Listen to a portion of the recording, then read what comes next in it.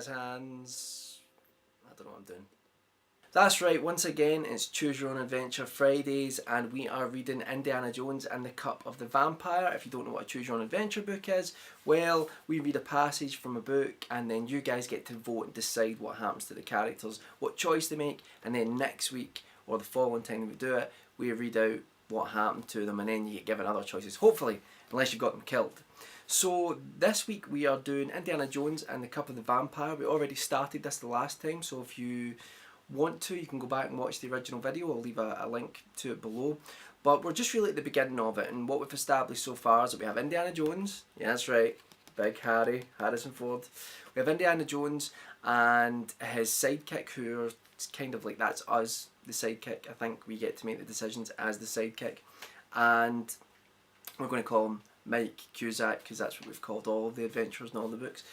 Long story. So far what's happened is that Indy's ran into his friend Mikhail, who claims to be the descendant of Dracula and is trying to find the cup of Diemsheed, which is this cup which gives eternal life.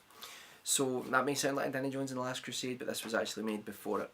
So we've been in a situation where we're talking to Mikhail and all of a sudden these strange men sort of burst into the scene and into the movie theatre, sorry, not in the movie theatre, into the restaurant. We were in a movie theatre. And now what we have to do is we have to decide what we're going to do. So the two options you were given was that you could confront the men who have been chasing us, or we could try and escape. So 3 of you said run. I like your style. And 6 of you said confront them. We're Indiana Jones, or at least we're his sidekick. Maybe Andy will run away and leave the sidekick to deal with it, and then he'll get killed horribly. Sorry. Okay, so we're going to confront the men. So turn to page 24. Apologies for my terrible accents and impressions as we go. I'm going to talk to them, you whisper to Indy. They won't try anything funny here. Why is the sidekick always dealing with things? What do you guys want? You ask boldly. The largest of the men reaches into his coat and produces flowers, a revolver. He points it at you. No prisoners, he whispers angrily. You freeze. You hear the click of the gun's hammer being pulled back, then crack! From behind you, Indy's bullwhip lashes over your shoulder, knocking the gun out of the man's hand. That's what I'm talking about!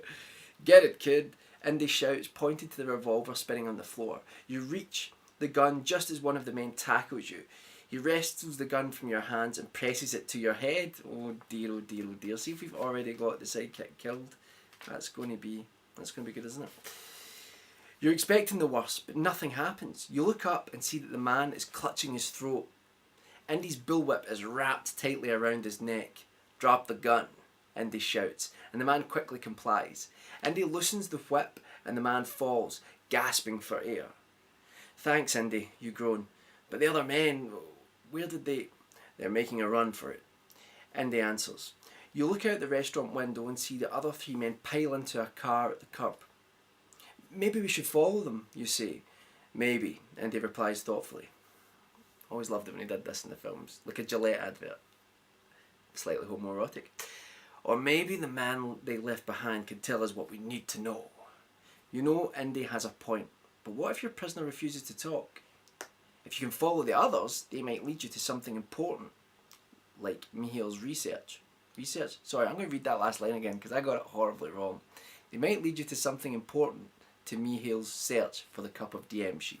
Okay, so the 2 options are, if you think you should follow the 3 men, turn to page 78. If you decide to interrogate your prisoner, turn to page 26. So I think I'm going to make this decision, whether we follow the 3 men or interrogate our prisoner. And I'm going to say let's follow the 3 men. We're Indiana Jones, man. I want to see Indy jumping on cars and all sorts of stuff. You, Indy and Mikhail race out of the restaurant just as the car carrying the Romanians takes off. Indy hails a cab, that's convenient, and the 3 of you hop inside. Follow that car, says Indy, and the cab takes off in a burst of speed, flinging the 3 of you back into your seats. Indy turns to Mikhail. What are we getting ourselves into? He asks. Well, it is like this, Mikhail begins. A group of Romanians has found out about my quest to destroy my ancient ancestor. They call themselves the Friends of Dracula, and they are a fanatical cult of vampire worshippers. They will stop at nothing to keep me from harming Vlad Dracula.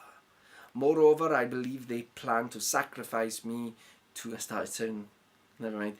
To sacrifice me to Dracula in some bizarre ritual. Does that answer your question?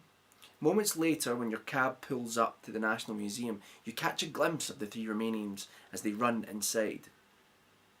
What do they want in there, you wonder aloud. Only one way to find out, kid, Indy replies, opening the cab door. Let's go. I love how Indy perpetually leads children to pretty much certain death. You follow the three Romanians, making sure they don't see you. Then you find yourselves down in the museum basement, and you get the funny feeling that you're about to step into a trap. The Romanians are huddled around three rectangular boxes in the huge basement storage room, speaking to each other in hushed whispers. You rush towards them, but they spot you and dart into a maze of huge storage crates. You attempt to follow, but when you pass the rectangular boxes, you stop. The boxes are coffins. Indy, come look at this, you whisper. Okay, Indy, come look at this. Maybe don't shout in the same way. Then, as the three of you peer inside, you feel something hard come down on your head. Never mind. Stunned, you fall right into the coffin. One of the Romanians hovers over you, a wooden club in his hand. Seal the other coffins up, he says to his henchman. I'll handle this one. As he closes the coffin lid and begins to nail it shut, you black out. I hope I've not got everybody killed. You cannot tell how long you have been unconscious, but when you awaken, you're still inside the dusty coffin. You push against the lid, but to no avail. Indy, you scream, stricken with panic. Are you there? As usual, I'm right on top of things, Indy yells from above. Looks like the Friends of Dracula have stacked our coffins one on top of the other. I think you're in the middle, and that puts Mihail on the top. Correct, Mihail calls from below. Correct, Mihail calls from below. I probably do it like that. Any idea where we're going, Indy? You ask. I'm not sure, Indy replies, but in the last 12 hours it feels like we've ridden on a plane, a truck, and in the luggage car of a train. Unless I miss my guess... How did the kid sleep through all of that? Unless I miss my guess, we should be in Romania by now. That's a pretty good guess. Suddenly the train screeches to a halt. For a moment, there is silence. Then you hear a man's voice. Hurry and open that safe. We haven't got all day. If you shout, you know you can get the man's attention. But are you sure you want to? It sounds like he's robbing the train. Who knows what he might do to you? I don't think we can take the chance. You know, we might end up dead anyway in this coffin. So I'm going to say, let's try and get his attention. Don't worry, your decision's coming soon.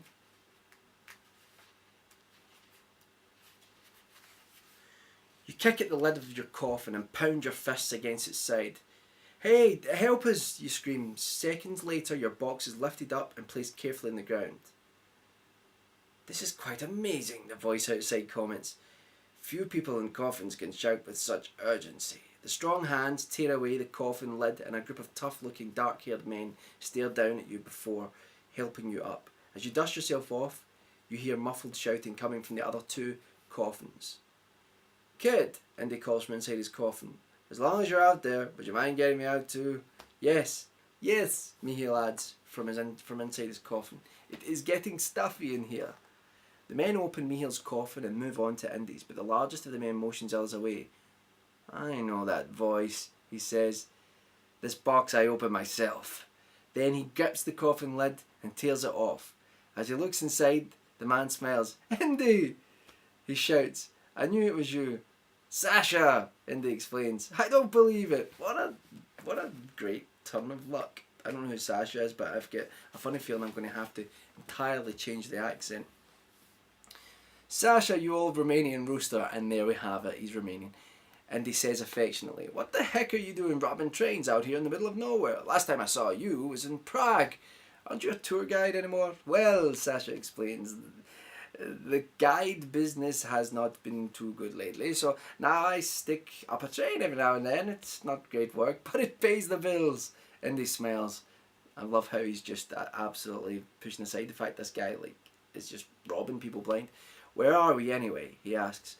"We're approaching the Borgo Pass, a narrow trail that cuts through the Transylvanian Alps," Sasha answers. "It is beautiful countryside, but don't let that fool you.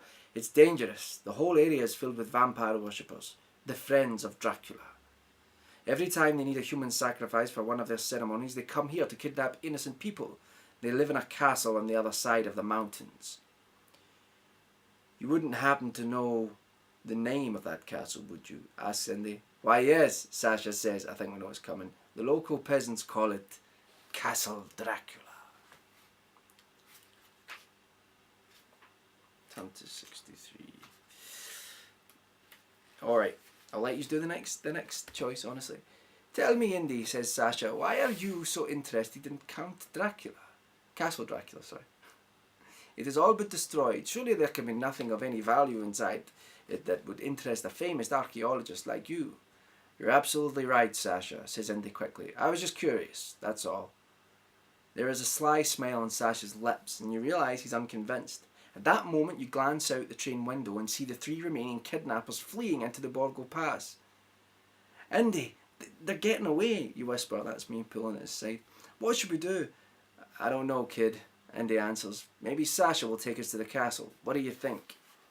You know that if you follow the kidnappers, they will lead you to Castle Dracula, but they are already far ahead of you. Can you catch up with them before they disappear into the pass? On the other hand, Sasha could lead you to the castle, but he is a part-time bandit, and you're not so sure you can trust him. Alright, so do we chase the kidnappers, or do we ask Sasha to take us to the castle? It's up to you guys. What do you think's the most... You know, the way I'm thinking it is that Sasha seems friendly, but he is a robber, and... You know, but if we follow the kidnappers, like, I feel like we're going to be set upon by things out there in the wilderness. I don't know. It's up to you guys. You choose, and next time we will continue with Indiana Jones and the Cup of the Vampire. Kind of the Indiana Jones theme, almost. Jazz hands. I don't know what I'm doing.